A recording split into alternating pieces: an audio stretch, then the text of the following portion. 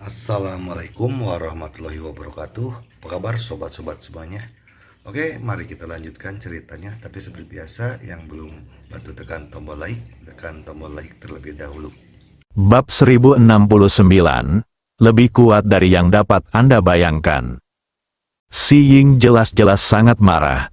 Matanya seperti menyemburkan api, aura kuat terus-menerus keluar dari tubuhnya, dan ruang serta waktu di sekitarnya langsung mendidih pada saat ini. Itu sangat mengerikan. Fu Wu berkata dengan suara yang dalam, "Si Ying, dia bukan orang jahat." Si Ying berkata dengan marah, "Dia bukan jenisku." Fu Wu menarik napas dalam-dalam, lalu berkata lembut, "Si Ying, dia memang bukan jenisku, tapi dia tidak jahat." Si Ying menatap Fu Wu dan langsung memotong ucapannya, "Lepaskan dia sekarang." Fu Wu mengerutkan kening, melihat ekspresi Fu Wu, mata Si Ying kembali dingin. Fu Wu berkata dengan suara berat, "Dia terluka parah sekarang, akan sangat berbahaya jika dia pergi sekarang." Si Ying menatap Fu Wu, tatapan matanya berangsur-angsur menjadi dingin. "Fu Wu, kamu seharusnya tahu metode ilahi gerakan surgawi." Fu Wu mendesah pelan, "Si Ying, kamu harus membantuku." Si Ying memasang ekspresi kosong di wajahnya, "Jika kau ingin aku membantumu, silakan, tapi kau harus bersumpah bahwa kau tidak punya perasaan apapun padanya." Mendengar ini, Fu Wu tiba-tiba menjadi marah. "Si Ying, mengapa kamu melakukan ini?" Si Ying juga berkata dengan marah, "Saya khawatir kamu akan tersesat. Hukum surgawi melarang keras pernikahan campur dengan orang asing. Saya tidak ingin kamu tersesat." Fu Wu melambaikan lengan bajunya, wajahnya dingin. "Aku tidak akan bersumpah, terserah padamu untuk membantuku atau tidak." Si Ying mencibir, "Sepertinya kamu benar-benar punya perasaan lain padanya." Amarah Fu Wu pun memuncak, hanya saja menarik, "Ada apa?" Si Ying sangat marah. "Aku membunuhnya." Setelah berkata demikian, dia tiba-tiba menyerbu maju bagaikan sambaran guntur dan menuju tepat ke belakang pohon. Melihat ini, Fu Wu juga marah. Dia melesat dan berdiri di depan Si Ying lagi, lalu meninju Si Ying. Wah, pukulan Fu Wu memaksa Si Ying berhenti.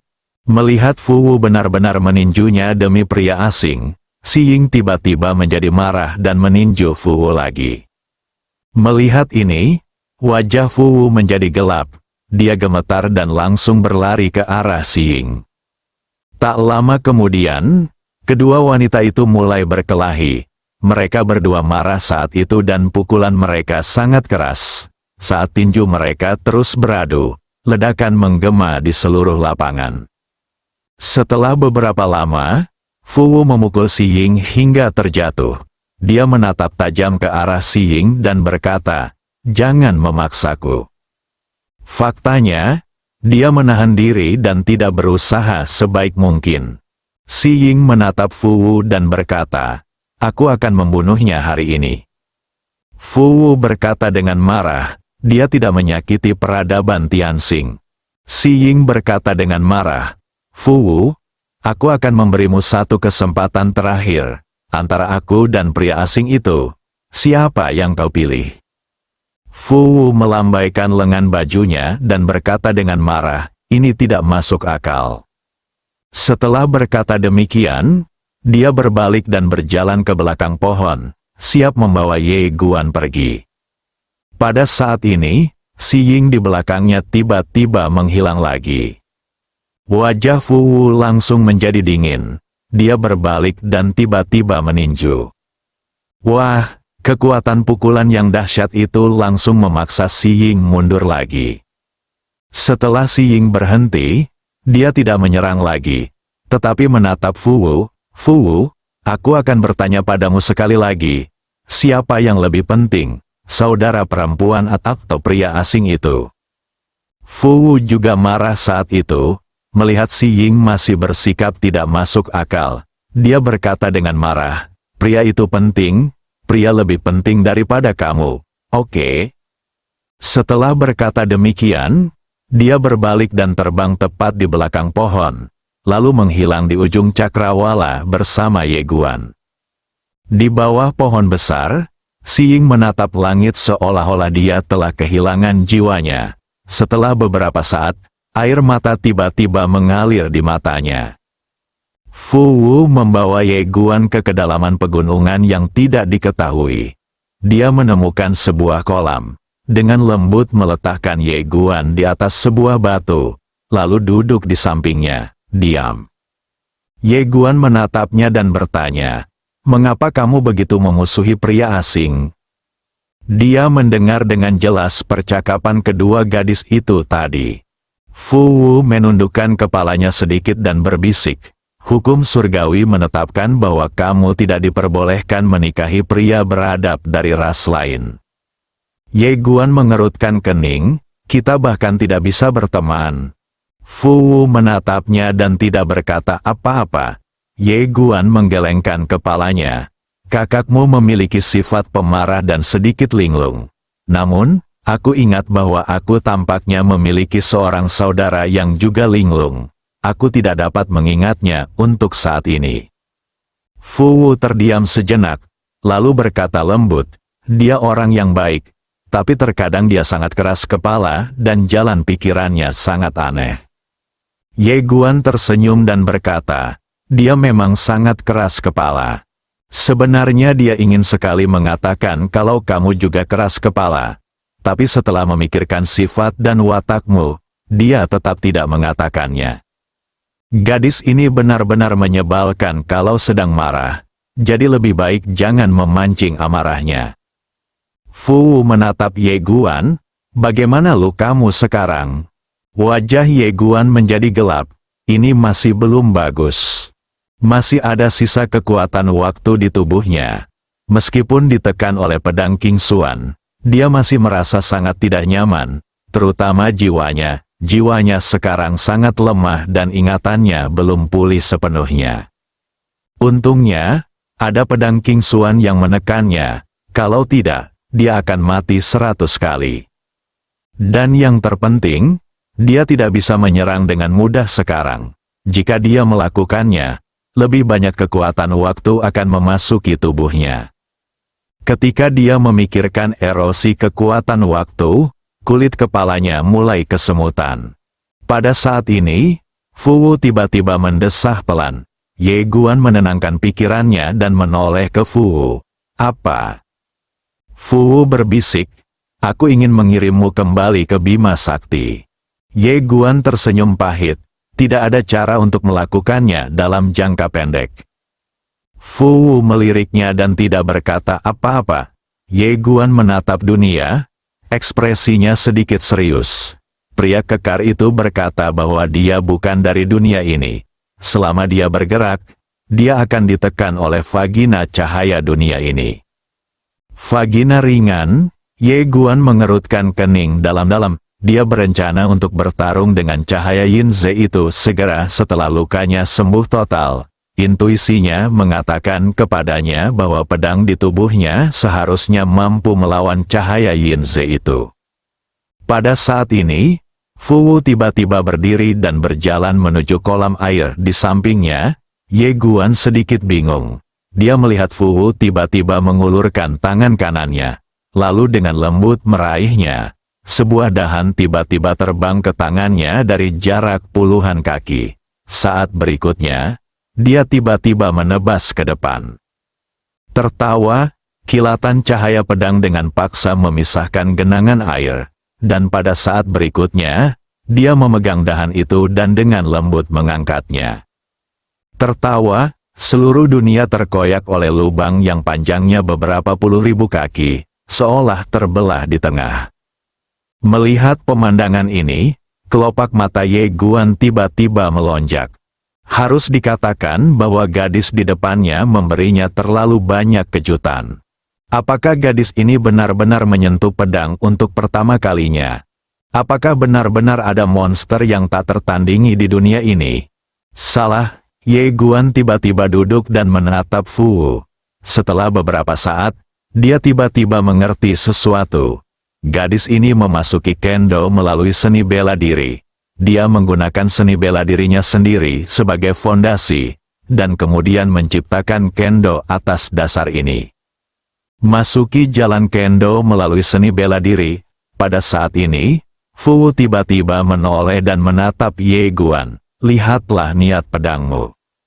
Ye Guan menatapnya, lalu merentangkan kedua telapak tangannya. Seberkas niat pedang perlahan melayang dari telapak tangannya dan jatuh di depan Fu Wu. Fu Wu merentangkan kedua telapak tangannya, dan niat pedang itu jatuh ke tangannya. Setelah melihatnya sejenak, dia perlahan menutup matanya. Ye Guan sedikit bingung. Tiba-tiba, Fu Wu perlahan membuka matanya dan menatap Ye Guan. Aku mengerti, ternyata itu murni. Ye menatapnya tanpa berkata apa-apa. Fu Wu mengetuk pelan, dan niat pedang Ye Guan terbang kembali padanya. Pada saat ini, telapak tangannya tiba-tiba terbuka, dan sinar niat pedang muncul di telapak tangannya. Dia memegang sinar niat pedang, dan dengan satu pikiran, niat pedang itu tiba-tiba mengembun menjadi pedang niat. Fu Wu menatap pedang di tangannya dan berkata dengan lembut, keinginan pedang harus murni, tanpa gangguan, dan lihat langsung ke hati. Hanya ada pedang di dalam hati. Setelah berkata demikian, dia tiba-tiba berubah menjadi cahaya pedang dan melesat ke langit. Tertawa, hanya dalam sekejap, jurang yang panjang terbelah di seluruh dunia. Suara pedang tiba-tiba terdengar di antara langit dan bumi. Ye Guan menatap ke langit, dengan keterkejutan dan kesungguhan di matanya. Dia tahu, alasan mengapa gadis ini begitu menakutkan, selain karena dia seorang jenius yang tak tertandingi, adalah karena dia memiliki akumulasi seni bela diri yang cukup dalam dan kekuatan internal yang cukup, sehingga dia bisa langsung memasuki jalan pedang dari seni bela diri.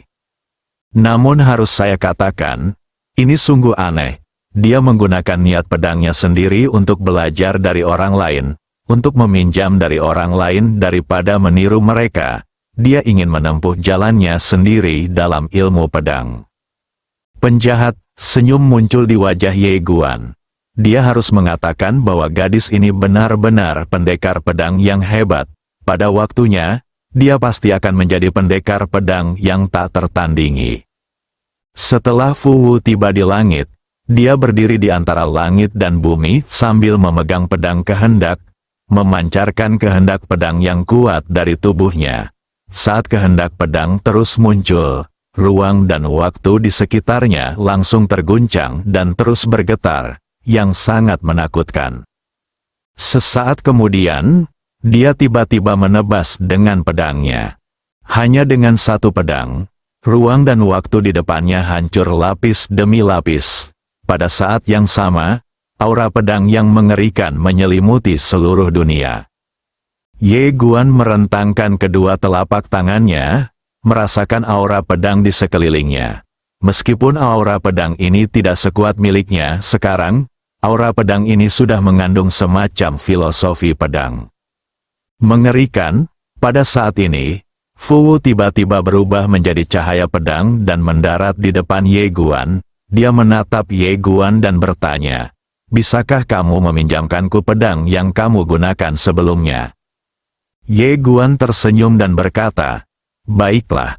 Saat dia berkata demikian, dia hendak mengeluarkan pedang King Xuan, namun Fu Wu menggelengkan kepalanya, tidak perlu mengeluarkannya, berikan saja tanganmu kepadaku.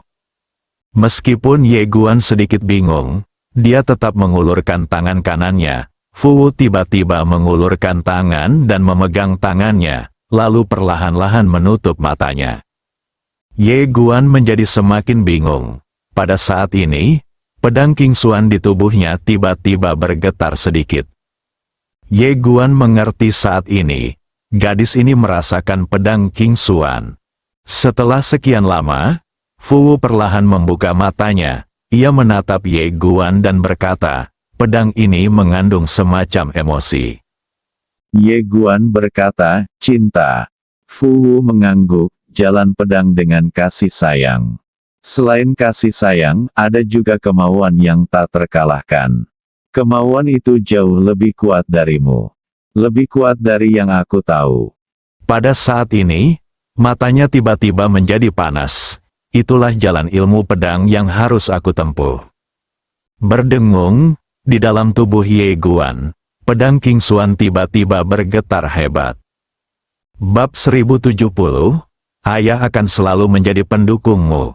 Merasakan pedang King Xuan bergetar di tubuhnya, Ye Guan menatap Fu Wu di depannya dengan saksama dan sangat terkejut.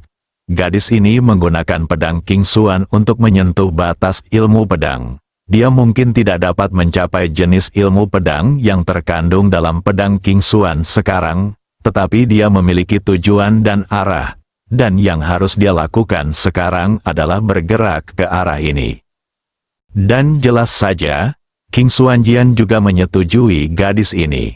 Gadis ini benar-benar monster. Pada saat ini, Fu Wu tiba-tiba melotot ke arahnya dan berkata, "Lepaskan." Ye Guan tersadar dan mendapati bahwa dia masih memegang tangannya karena dia sedang tidak fokus tadi. Jadi ketika Fu Wu ingin menarik tangannya kembali, dia masih memegangnya erat-erat. Dia tertawa dan melepaskan tangan Fu Wu. Fu Wu melotot padanya lagi. Ye Guan tersenyum dan berkata, "Kamu bisa kembali." Fu Wu tercengang. Ye Guan berkata lagi, "Kembalilah ke surga dan praktikkan peradaban." Fu Wu menatapnya dan tidak berkata apa-apa. Ye Guan berkata dengan serius, "Meskipun adikmu memiliki temperamen yang buruk, terlihat bahwa dia sangat peduli padamu. Jangan bersedih karena hal kecil ini. Pergilah dan bicaralah baik-baik dengannya, dan kalian seharusnya bisa menyelesaikan dendam itu." Dia secara alami dapat melihat bahwa gadis ini masih mempunyai perasaan terhadap peradaban Tianxing itu dan buah bernama Xiying itu. Karena gadis ini telah mengalami depresi selama beberapa waktu, dan dia masih tidak ingin kedua saudari itu menjadi musuh karena dia. Fu Wu menundukkan kepalanya sedikit dan tidak mengatakan apapun. Ye Guan tersenyum dan berkata, "Kembalilah." Fu Wu menatapnya. "Luka-lukamu masih sangat serius. Jika kamu dalam bahaya." Ye Guan berkata, "Aku akan tinggal di sini saja." Fu Wu sedikit bingung, tetap bersembunyi. Ye Guan tertawa dan menjelaskan, "Di Bima Sakti, aku hanya sedikit pemalu." Fu Wu berpikir sejenak, lalu berkata, "Aku akan membawamu ke tempat yang aman." Ye Guan melihat sekeliling dan bertanya, "Apakah di sini tidak aman?" Fu Wu mengangguk, "Ini masih dalam wilayah peradaban Tianxing. Jika buah lain bertemu denganmu sekarang, kamu akan dipukuli sampai mati oleh mereka." Sambil berbicara, dia meraih lengan Ye Guan dan menghilang bersama Ye Guan. Tidak lama kemudian, dia membawa Ye Guan ke langit berbintang. Bima Sakti terang dan tak terbatas. Seorang pria dan buah berjalan perlahan di galaksi. Ye Guan melihat ke kejauhan. Di ujung pandangannya adalah galaksi yang tak terbatas, yang tampaknya tidak memiliki ujung yang terlihat. Pada saat ini, perasaan tidak penting tiba-tiba muncul. Manusia sungguh tidak berarti di alam semesta yang tak terbatas ini. Pada saat ini, Fu Wu tiba-tiba bersenandung pelan. Suaranya sangat lembut, seperti air, dan sangat enak didengar. Ye Guan menoleh untuk melihat Fu Wu, dan wajah Fu Wu tiba-tiba sedikit memerah dan dia berhenti bersenandung. Ye Guan tersenyum dan berkata, "Apakah itu lagu dari peradaban Tianxing?" Fu Wu mengangguk sedikit. Ye Guan tersenyum dan berkata, "Bima Sakti juga punya banyak lagu bagus. Apakah kamu ingin mendengarkannya?" Fu Wu langsung menggelengkan kepalanya. Tetapi saat berikutnya, dia berkata, "Kamu menyanyikannya dan mencobanya." Ye Guan tertawa terbahak-bahak, lalu mulai bernyanyi dengan keras. "Peluk aku, peluk aku. Lagu-lagu galaksi semuanya sangat berani dan langsung, yang menyebabkan Fu Wu yang belum pernah mengalaminya sebelumnya terkejut. Dia tersipu dan langsung meninju Ye Guan. Wah, Ye Guan terbang jauh. Ye Guan, Sesaat kemudian, Ye Guan duduk di langit berbintang, terdiam, hidungnya masih berdarah. Fu Wu duduk di sampingnya, menjilati permen Houghton tanpa berkata apa-apa. Semua orang terdiam. Setelah beberapa lama, Fu Wu tiba-tiba mengatakan sesuatu dengan lembut. Ye Guan menoleh ke arah Fu Wu, yang hanya menundukkan kepala dan menjilati permen manisan itu tanpa berkata apapun. Ye Guan bertanya, "Apa yang kau katakan?" Fu Wu menundukkan kepalanya dan terdiam cukup lama sebelum membisikkan sesuatu. Namun, suaranya selembut suara nyamuk dan sulit didengar dengan jelas. Ye Guan tidak dapat menahan diri untuk bertanya, "Apa yang kau katakan?" Fu Wu menatapnya, "Aku memaafkanmu." Mata Ye Guan tiba-tiba membelalak, dia pikir dia salah dengar, dan tenggorokannya tercekat. Lalu dia berkata, "Kau memaafkanku?" Fu Wu mengangguk, "Ya." Ekspresi Ye Guan membeku. "Kau memukulku. Lalu kau memaafkanku? Kamu telah berjuang di sini begitu lama. Bukan karena kamu memukulku, tetapi karena kamu sedang mempertimbangkan apakah akan memaafkanku." Ye Guan hanya merasa pikirannya agak kacau. Proses berpikir buah-buahan ini semuanya keterlaluan. Fu Wu meliriknya dan berkata pelan, "Lagu seperti itu, agak sembrono. Sebaiknya kau berhenti menyanyikannya." Ye Guan menggelengkan kepalanya dan tersenyum. Dia harus mengakui bahwa lirik dari banyak lagu galaksi memang terlalu lugas dan berani. Ye Guan tersenyum dan berkata, "Kalau begitu aku akan menyanyikanmu sesuatu yang tidak remeh, oke?" Fu Wu ragu sejenak, lalu mengangguk, "Ya." Ye Guan mencari lagu-lagu dalam benaknya. Ada beberapa lagu yang lugas dan berani di Bima Sakti, tetapi ada juga yang elegan, halus, dan indah. Dalam ingatannya yang samar-samar, lagu-lagu yang lugas, berani, dan tak terkendali itu diajarkan kepadanya oleh seorang gadis kecil bernama apalah. Dia tidak dapat mengingat nama gadis itu secara spesifik. Baiklah, sebut saja dia idiot. Setelah beberapa saat, Ye Guan mulai bernyanyi. Tubuh kosong itu digariskan dengan guratan-guratan biru dan putih, yang tebal lalu tipis. Bunga peoni yang dilukis pada botol itu sama seperti riasan pertamamu. Dibandingkan dengan lagu sebelumnya, lagu ini jauh lebih halus. Dengan alunan yang tenang dan mudah diingat, Fu Wu langsung tertarik dengan alunan melodinya begitu mendengarnya. Setelah beberapa lama, Ye Guan menatap Fu Wu di sampingnya dan bertanya sambil tersenyum, "Bagaimana?" Fu Wu mengangguk sedikit, "Melodinya indah, dan beberapa liriknya, aku ingin mengubahnya." Ye Guan tertawa dan berkata, "Ubah saja sesukamu, haha." Fu Wu meliriknya dan mengangguk. Pada waktu berikutnya, Ye Guan menyembuhkan lukanya setiap hari, dan dengan bantuan pedang King Xuan, kekuatan waktu di tubuhnya semakin berkurang. Pada saat yang sama, ingatannya berangsur-angsur pulih. Fu Wu berlatih ilmu pedang setiap hari, atau lebih tepatnya, dia memahami ilmu pedang. Semangat bertarungnya semakin kuat dari hari ke hari. Ye Guan terkejut melihat seberapa cepat perkembangannya. Selain berlatih, pria dan buah itu sering duduk dan mengobrol. Fu Wu sangat ingin tahu tentang Bima Sakti dan sering bertanya kepada Ye Guan tentang hal-hal di Bima Sakti. Melihat bahwa dia sangat ingin tahu tentang Bima Sakti, Ye Guan sering tersenyum dan mengatakan kepadanya bahwa dia akan membawanya ke Bima Sakti untuk bermain dan makan makanan lezat jika dia punya kesempatan di masa depan. Menanggapi ini, Fu akan mengangguk dengan serius setiap saat. Setiap orang memegang satu buah dan berlatih sambil berjalan, yang mirip seperti bepergian.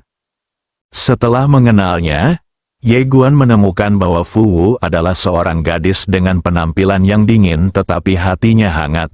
Dia hanya sedikit keras kepala dan bisa sangat menakutkan saat marah. Suatu hari, Ye Guan mengikuti Fu melalui penghalang kosmik dan mereka tiba di langit berbintang lainnya.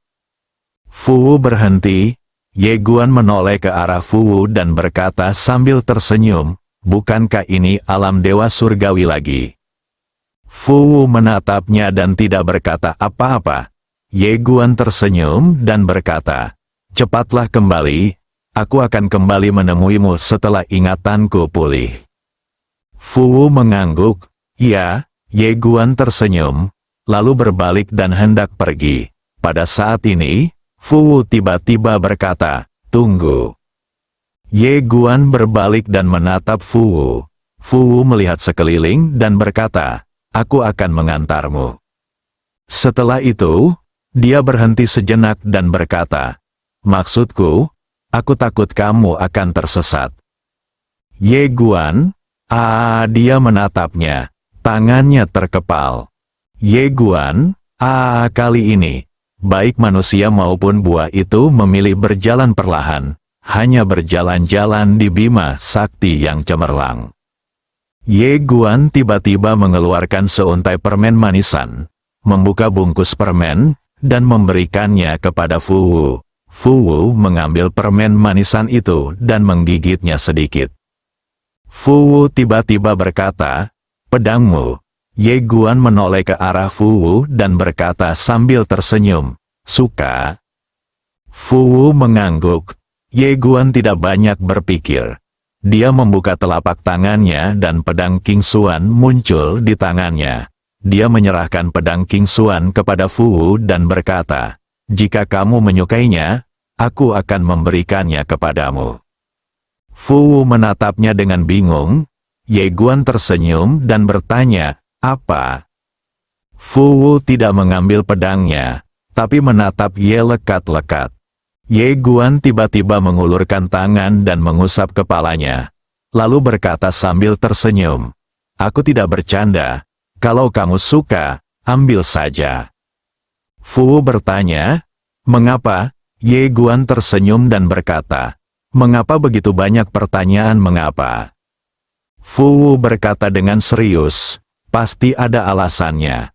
Ye Guan tersenyum dan berkata, "Aku belum memikirkannya.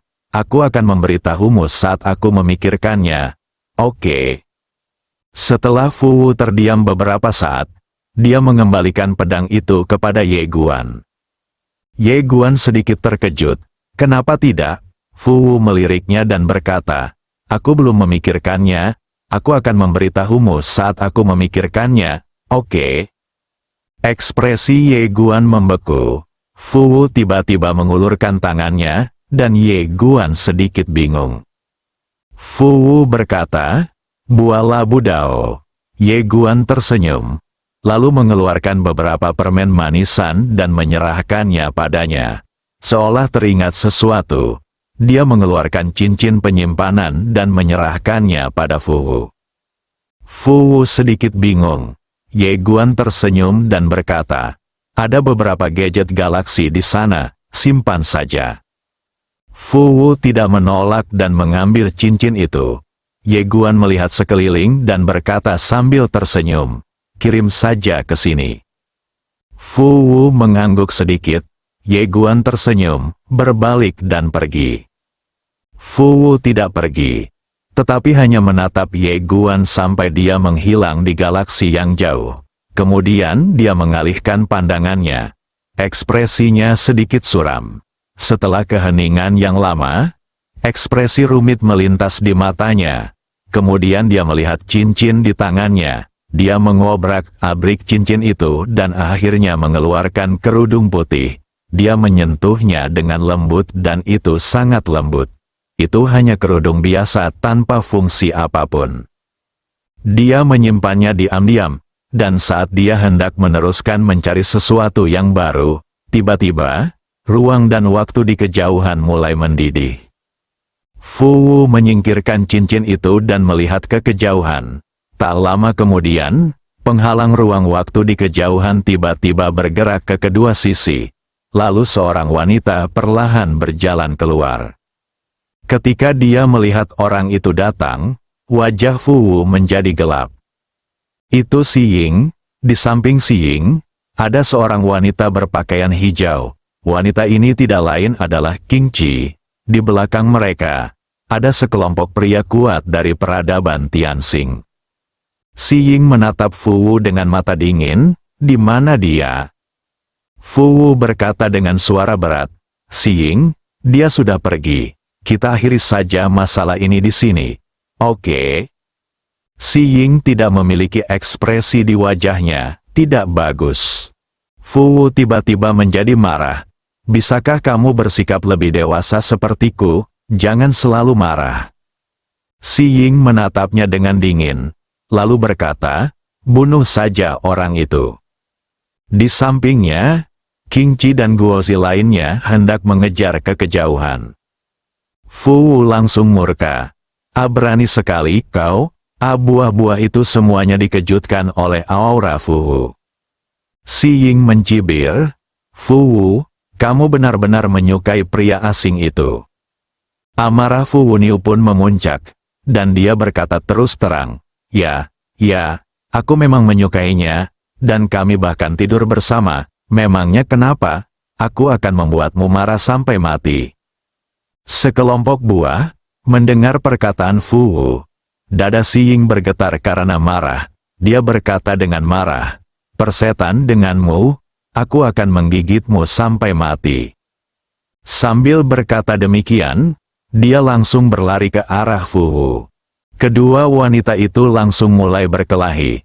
Saat yang lain hendak membantu, tiba-tiba Si Huo dan Feng Dong menyerbu tepat di depan Fu Wu sambil melotot ke arah sekumpulan buah itu. Rong Qiyu berdiri di antara sekelompok buah. Wajahnya pucat, dia ingin naik, tetapi tidak berani. Si Ying menatap Si Huo dan Feng Dong dan bertanya dengan marah, apakah kalian akan memberontak? Si Huo berkata dengan suara yang dalam, Si Ying, kakak perempuanku tidak mengkhianati peradaban Tianxing. Kamu tidak bisa memperlakukannya seperti ini. Feng Dong juga mengangguk cepat, Si Ying, jangan sakit. Si Ying tertawa marah. Oke, bagus sekali. Kalian semua hebat. Qing Ji benar. Aku terlalu memanjakanmu sebelumnya. Bunuh saja. Saat suara itu jatuh, sekelompok buah di belakangnya bergegas menuju Fu Wu dan buah-buahan lainnya. Melihat ini, wajah Fu Wu berubah sangat dingin. Perang dimulai, di sampingnya, Rong Qiyu masih ragu-ragu. Pada saat ini, seorang pria buah berjalan menghampirinya. Dia melirik Rong Qiyu dan berkata, silakan. Rong Qiyu tiba-tiba mengangkat tangannya dan meninjunya. Wah, buahnya langsung terguncang. Rong Qiyu menarik napas dalam-dalam dan berkata dengan suara gemetar, kakak tidak salah, kakak tidak salah. Sambil berkata demikian, dia pun bergegas mendekat. Tetapi Si Ying dan kelompoknya memiliki lebih banyak orang, dan Si Huo serta Feng Dong sama sekali bukan tandingan mereka. Wah, tiba-tiba, tubuh fisik Si Huo dan Feng Dong hancur, hanya menyisakan jiwa mereka. Melihat pemandangan ini, wajah Fu Wu berubah drastis. Dia tidak lagi peduli dengan hal lain. Dia langsung memadatkan pedang dengan niat pedangnya, lalu menebas ke depan dengan ganas. Karena terkejut, Si Ying pun tertebas oleh pedangnya, dan beberapa buah di sekitarnya hancur berkeping-keping oleh pedangnya, termasuk Qing Ji. Semua buahnya ngeri. Si Ying menatap Fu Wu dengan ekspresi tidak percaya di wajahnya. Kamu. Fu Wu menatap Si Ying dan berkata dengan marah, Si Ying, jangan memaksaku.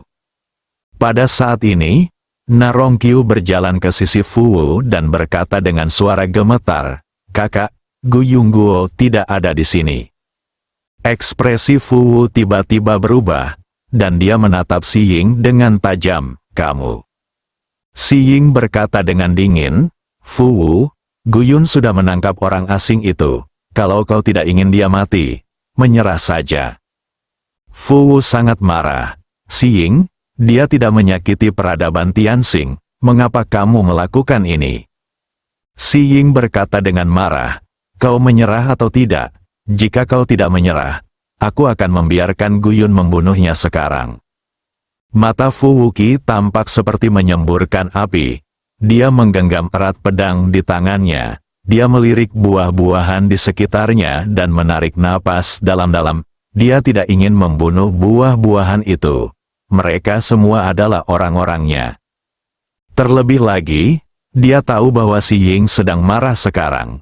Jika dia terus menyerangnya, itu hanya akan membuat gadis ini semakin gila. Akan lebih baik menunggu sampai pria ini tenang sebelum berbicara dengannya.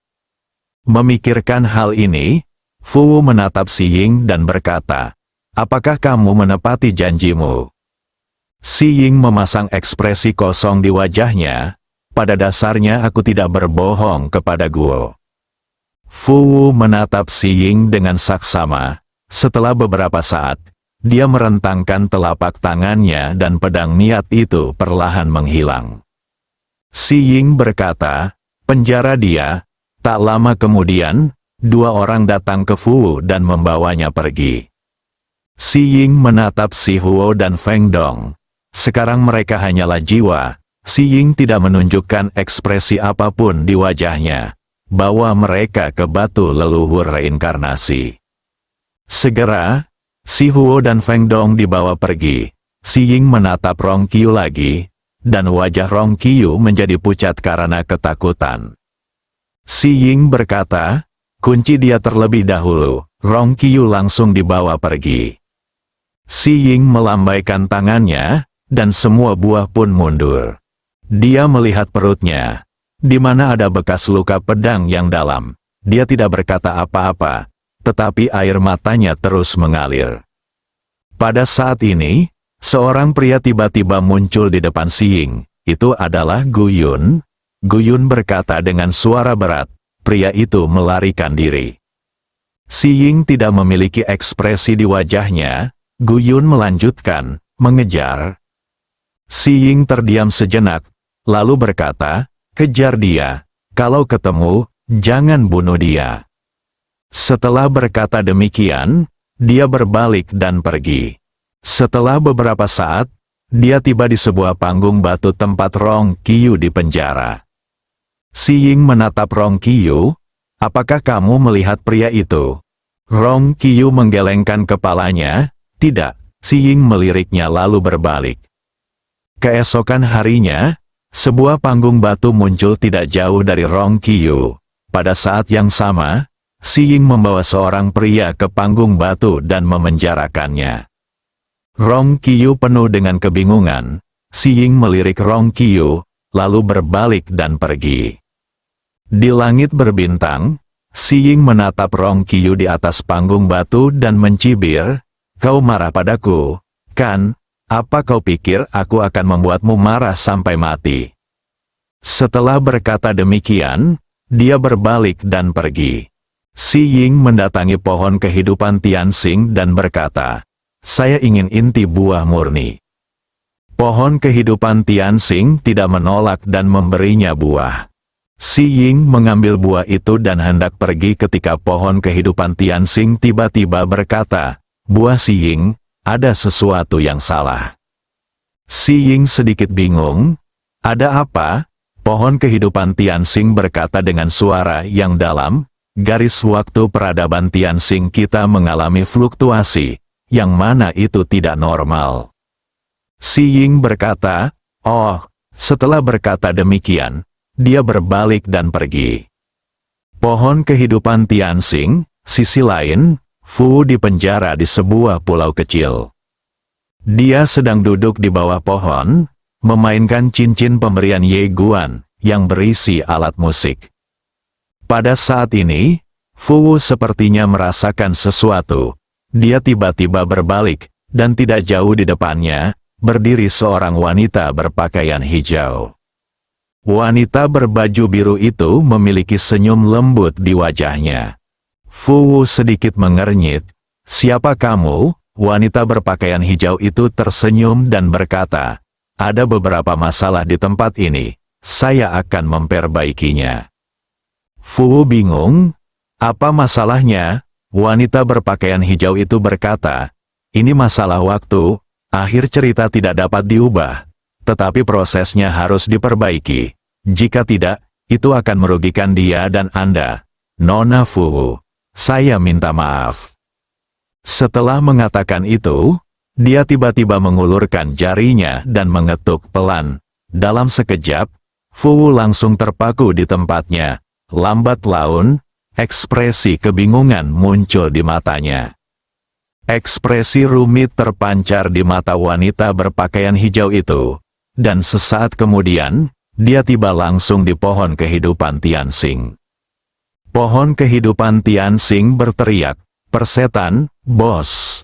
Wanita berpakaian hijau itu melihat ke arah pohon kehidupan yang berjalan di langit dan berkata sambil tersenyum, "Anda benar-benar dapat merasakan bahwa ada sesuatu yang salah dengan garis waktu alam semesta ini.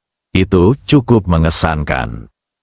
Pohon kehidupan Tianxing berkata dengan hati-hati, "Apa yang akan kau lakukan? Biar ku beritahu, batu leluhur reinkarnasi memiliki banyak harta, semuanya dibawa dari peradaban tingkat ke-7. Apakah kau ingin mencarinya?" Batu leluhur reinkarnasi. Wanita berpakaian hijau itu tersenyum dan berkata, "Jangan khawatir, aku tidak akan menyakitimu. Aku di sini hanya untuk memperbaiki alur waktu dan membuat semuanya kembali normal."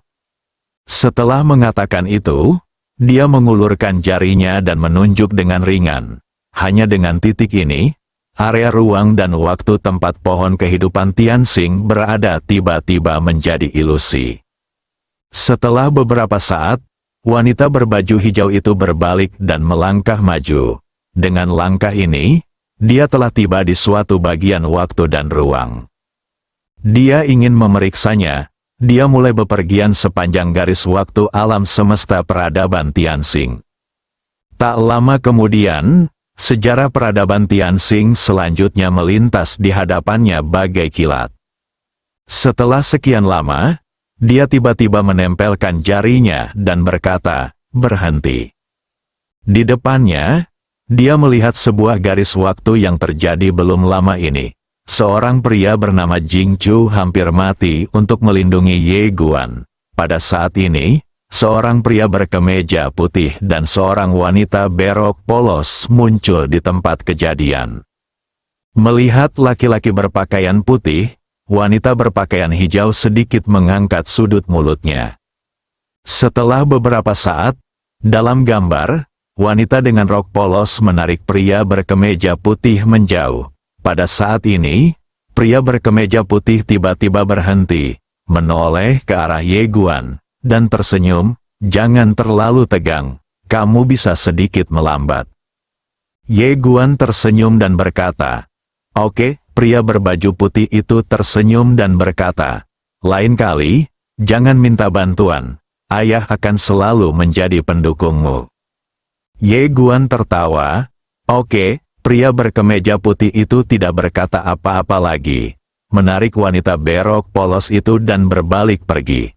Pada saat ini, wanita berok polos itu melirik ke suatu kekosongan. Dalam ruang dan waktu, wanita berpakaian hijau itu sedikit terkejut, lalu tersenyum manis. "Aku menyembunyikannya dengan sangat baik, tetapi kamu masih menemukannya." Bersambung,